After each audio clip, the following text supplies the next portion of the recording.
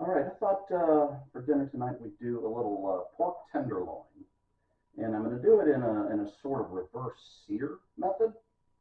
Um, so the first thing I need to do though is get a marinade for the pork tenderloin. As you may know, they don't necessarily have a ton of flavor on their own, but man, they're a great vehicle for other flavors. So what I'm going to do, I've got about a tablespoon each of garlic and onion powder.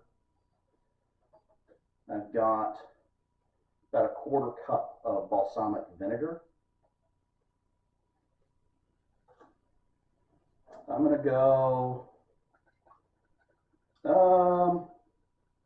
also about a quarter cup on the soy sauce. I do, however, have some agave syrup. I'm not going to use much of it because the balsamic is pretty sweet on its own, so that was maybe half a tablespoon to a tablespoon.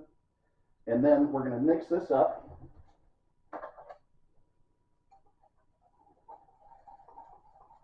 And we're ready to put this in with the pork tenderloin. I'm just going to put it, normally I would do it in a Ziploc bag, but I'm out of the gallon size one, so I'm actually going to use a sous vide bag. That'll be interesting. You know what else would be good in here? Maybe about a teaspoon of mustard. I'm going to put some Dijon mustard in here as well. So let's just put in, not a ton, just a little bit. Mustard goes really well with pork. So I'm going to mix this up real well. You'll notice I didn't put any salt because the soy sauce really is acting as my salt in this particular case. All right, there we go.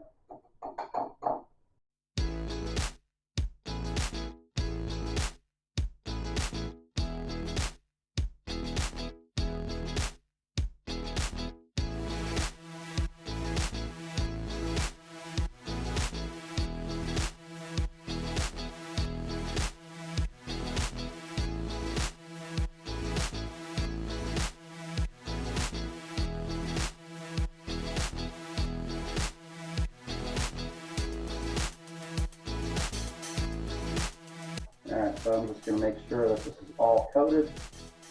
And then I'm going to let this sit in the fridge minimum an hour. Because I really, if you're not going to give it any time, there's no point in doing a marinade. You just want to season it a little well before you cook it. But after, when it's about probably 30, 40 minutes away from when I want to have dinner, I'll put this in the oven because this will cook very quickly. So I'll cook it at a very low temperature, probably about 220, and let it slowly get to an internal temperature of about 140, and then I'll give it a good hard sear at the end to finish it off. And that's going to be the way that we'll proceed with doing this pork tenderloin.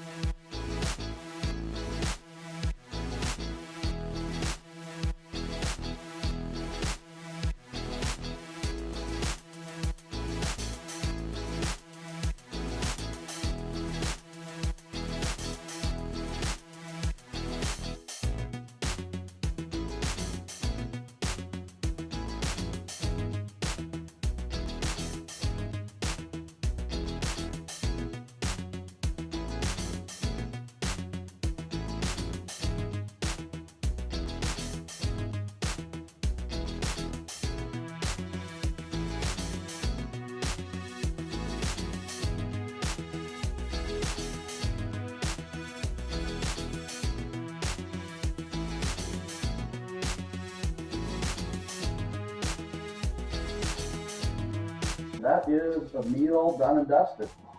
So I have my pork tenderloin, mac and cheese, and some mashed potatoes. I didn't make any gravy for the mashed potatoes because honestly they're going to be good enough without it. I just put a little bit of butter on it.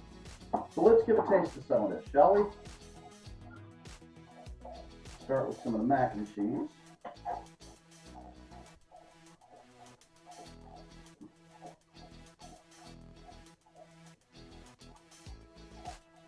That combination of the three cheeses really makes a huge difference.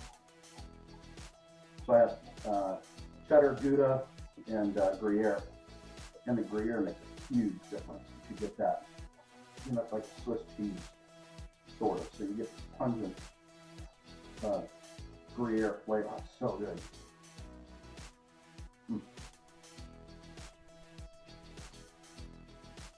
All right. Try some of the potatoes.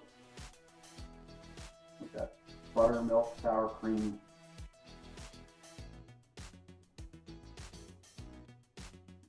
I'm telling you, don't need gravy. Gravy would be great, but I'm already doing enough other stuff that I don't need it. And then finally, our sous vide and then pan seared pork tenderloin, which Babu is staring at me over right now.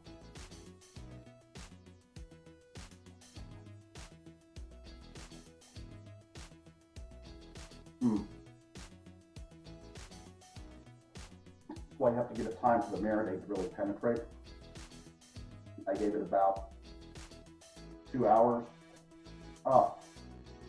Flavor comes through really nice. So again, all of this is pretty simple.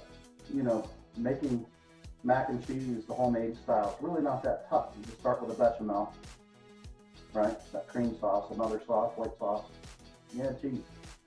Really all there is to it. Combine it with your pasta and you're on your way. So potatoes, honestly, really encourage you just get a cheap potato ricer. It just makes life so much easier. And then you don't have sous vide. Oh, I didn't do this sous vide. See, I'm messed up because I have sous vide pork ribs going right now too. I did this reverse sear. Haha. So I misspoke a minute ago. So anyhow, cheers. Thanks for watching.